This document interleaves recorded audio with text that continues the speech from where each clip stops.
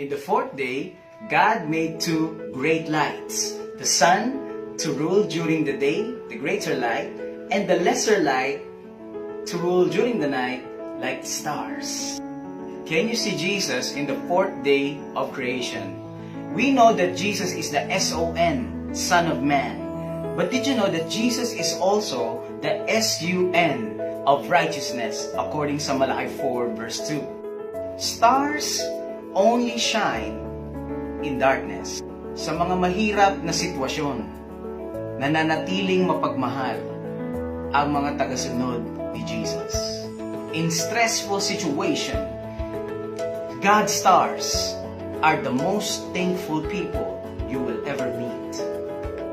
God's stars are people that are slow to speak, slow to anger, and ready to listen with an open heart. Ang mga God's stars, hindi mo sila maririnig na magsasalita ng kahit anong negatibo. Lagi silang positive and thankful in life. Sa Daniel 12 verse 3, that those who will lead others to Jesus, to righteousness, will shine like stars forever.